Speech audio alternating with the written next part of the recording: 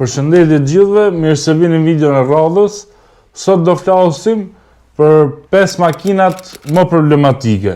Unë do mundohem me përmend modele konkrete, specifike, jo thjesht me thonë makinat franceze zbojnë ose me I fut gjitha me I thes.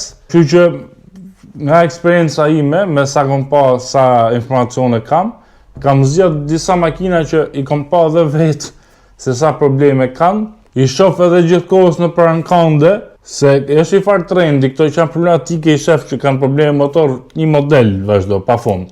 Para se të filloj, përkujtoj që kush s'ka bo subscribe, të na jape subscribe, se më shumë se gjysma që shofin video s'keni bo subscribe akoma. Bëni follow edhe në TikTok edhe në Instagram, gjithashtu.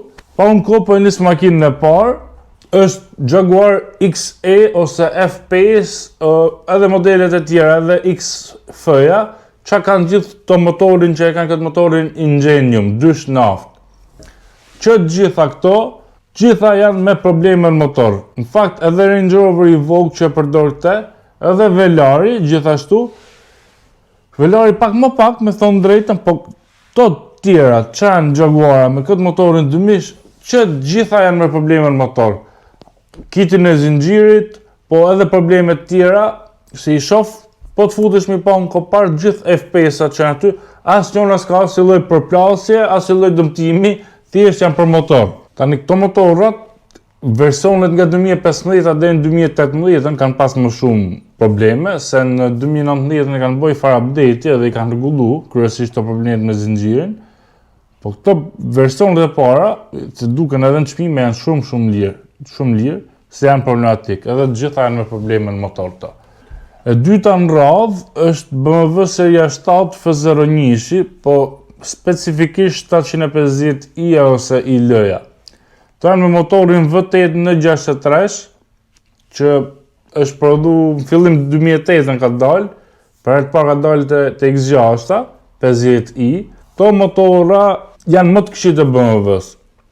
Japin probleme me turbot, harxojnë vaj, edhe po t'i veshëri që të gjitha 750, X6 750i, seria 5 550i, janë që në fillim, kur janë bletë të reja kanë qenë më shtrejt se modelet e tjera, tani të përdorme janë super lirë, më fut në kopar gje 550 që 2013-14 me $2-3.000. Përveç konsumit, edhe probleme që hapin komplet si shasi, këto motora konkretisht në 63 është kot, nuk shef as I motor si këto që ka shumë mbi 100.000 milje, gjithë janë të shkatrum. Versionet e reja pastaj kur kanë bë update, I kanë bë pak më të forta, po prapë të kanë qenë super problematik si motora dhe nuk ja vlen mu nga tru me to mu marë. Versioni S63 që është I më sportivi I këtyne, që ka dalë fillim të X5 dhe X6 këto janë 4.4 që të ngjashëm janë,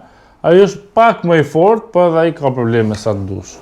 E treta në listë, këtë besoj e keni prit gjithë, është Range Rover. Si versioni Sport, Range Rover Sporti, si versioni që I themi ne Vogue, po që ka thjesht Range Rover.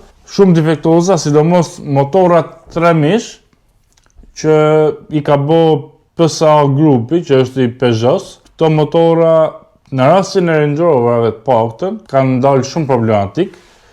Te Jaguarat, si përdor dhe Jaguarit, te Jaguar XF, XJ, nuk janë aq problematik, se janë makina më të lehta, më të vogla, edhe s'ka ndonë ka shumë probleme, po në për Range Rover që gjitha janë problematike. Këto janë ofru edhe në Amerikë, këtë motori trash naft, të Sporti edhe të Vogue, edhe atë janë shumë lirë, mu fut në kopart në kanë janë lirë fare të 3 mishat, se janë gjithë me probleme. Motori 3.6, që kanë pas versioni vjetër ka qenë më I fort, po edhe 4.4 që është më I fort se ky 3 mishi naft. Këto kanë probleme me EGR-ën, me gjitha, këto motora s'bëjnë. Te Range Rover, 3 mishat naft janë super problematik. Këto 3 mishat vujnë duke fillu nga zinxhiri I motorit, te konsumi I vajt, edhe boshtin e motorit e thënë, ka plot që e thënë edhe boshtin e motorit. Domethënë është motori që duhet shmang me çdo lloj kushti te Range Roverat. Makina e katërt është Maserati Ghibli, edhe 4 portën e re mund ta fusim këtu, po them Ghiblin. Duke fillu që nga problemet elektrike, interiori me kualitet dobët, se pjesë e Fiatit edhe Chryslerit, grupit Chryslerit është, ka pas shumë probleme elektrike, edhe motori 3000 i benzinës, edhe pse i derivum nga Ferrari, motorat e naftës kanë pas probleme më shumë me turbot, kurse 3000 i benzinës kanë pas probleme me zinxhirin e motorit. 3.8 që pasaj, që është e Ghibli Trofeo, s'ka pas probleme, shumë pak me thonë drejtën, po përgjithsisht kanë pas probleme. Edhe me kamion ZF kanë pas më shumë probleme se modelet e tjera që përdorin po të njëjtën kamion ZF.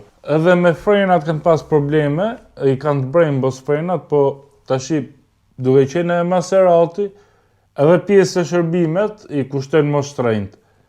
Kur kalojnë dore 2 dhe 3, që bjetë çmimi mund t'i blejnë njerëz që nuk kanë aq lek sa pronar të parë dhe nuk ka bërë gjitha shërbimet e gjonat, kështu që neglizhohen edhe nuk i këshilloj fort me i marrë. Paktën pa e ditë që ka service history të pastër, i ka çdo gjë të bëmë në kohë.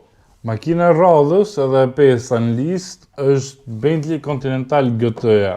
E kam fjalën për versionin W12, jo Continentalin e vjetër fare. Ky që ka dalë që nga 2023, ka qenë pjesë e Volkswagen grupit Bentley, me 6000 W12 biturbo. Ka arsye të fortë pse janë më lirë se versionet e vjetra, i merr tu në nglidhe me 8-9000 pound, edhe fakti që nuk janë të fortë, janë problematike, është arsyeja kryesore. Ka hapin probleme me zinxhirin e motorit, krijojnë carbon build-up se këto janë me injeksion direkt edhe bllokohen. Probleme me turbot, ka 2 turbos të është biturbo.